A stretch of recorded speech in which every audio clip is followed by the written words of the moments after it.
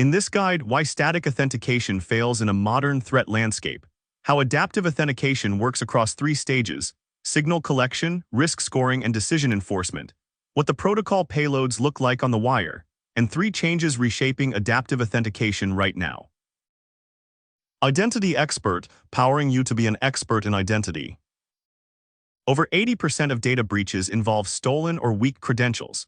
Yet most systems treat a correct password as unconditional proof of identity, the same trust whether you're logging in from your usual laptop at 9 in the morning or from a brand new device in a country you've never visited at 3 in the morning. That's the assumption adaptive authentication breaks. It silently passes low-risk logins, escalates with step-up challenges when signals look suspicious, and blocks when risk is critical. It's the identity layer that makes zero trust possible. Think about a nightclub bouncer versus a security guard at a nuclear facility. The bouncer checks your ID once at the door. After that, you move freely one gate, then full trust until you leave. The nuclear facility is different. You badge in at the perimeter, but the system keeps checking. Your badge works in some areas and not others. Biometrics verify you before the control room. If your clearance expires mid-shift, the doors lock immediately.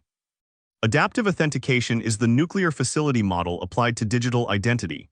Static password authentication is the bouncer, one check, then full trust until the session expires. Adaptive authentication keeps evaluating every login, every sensitive operation, and in some architectures, every few minutes of an active session. Here's why static authentication fails. First, stolen credentials are the dominant attack vector. Phishing and credential stuffing exploit the fact that a correct password looks identical whether typed by the real user or replayed by an attacker. Second, the VPN-based perimeter has collapsed. Remote work and SaaS have removed the network boundary that indicated whether a login came from inside the building. Third, MFA fatigue attacks have undermined push-based second factors. Attackers send repeated push notifications until an exhausted user approves one. Fourth, blanket MFA policies frustrate legitimate users without proportionate security gain. The solution is a risk engine that evaluates context and calibrates the challenge level to match the actual risk of each login attempt. Adaptive authentication works in 3 stages.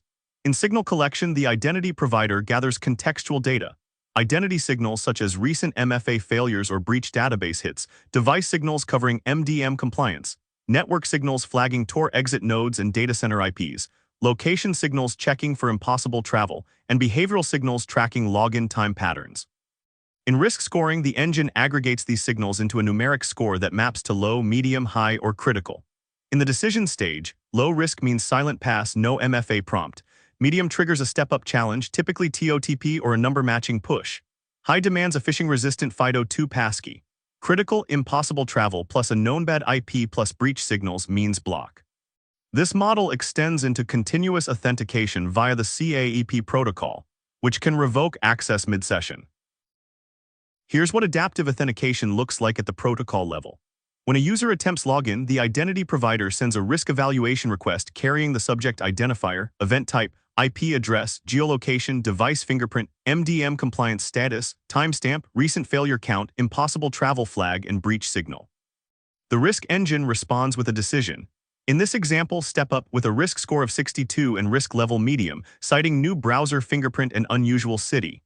It specifies the required ACR authentication context reference and AMR values, OTP plus web auth.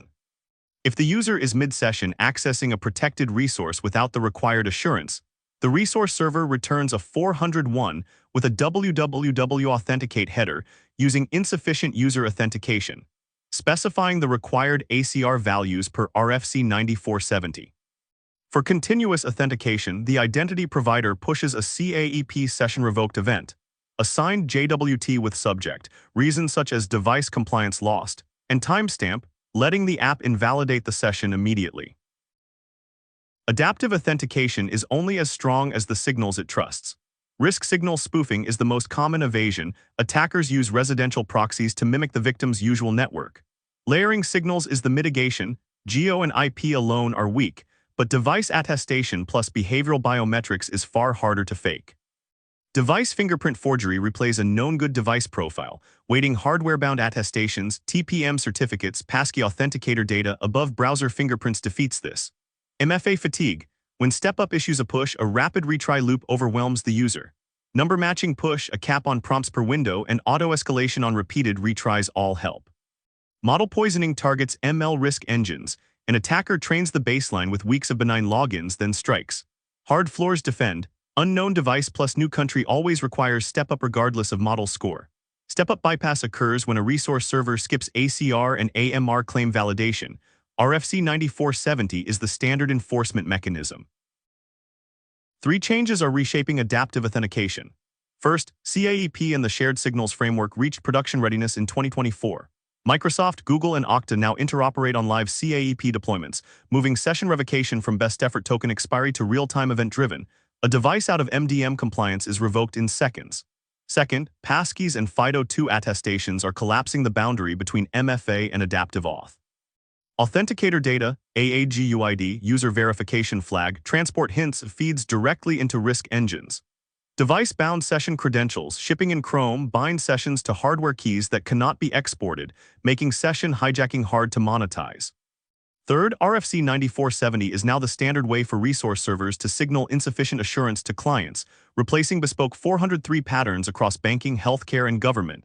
Adaptive authentication is moving from a login time gate to continuous, hardware-anchored trust evaluation throughout every session. Next on Identity Expert, PAM, Privileged Access Management. Subscribe so you don't miss it.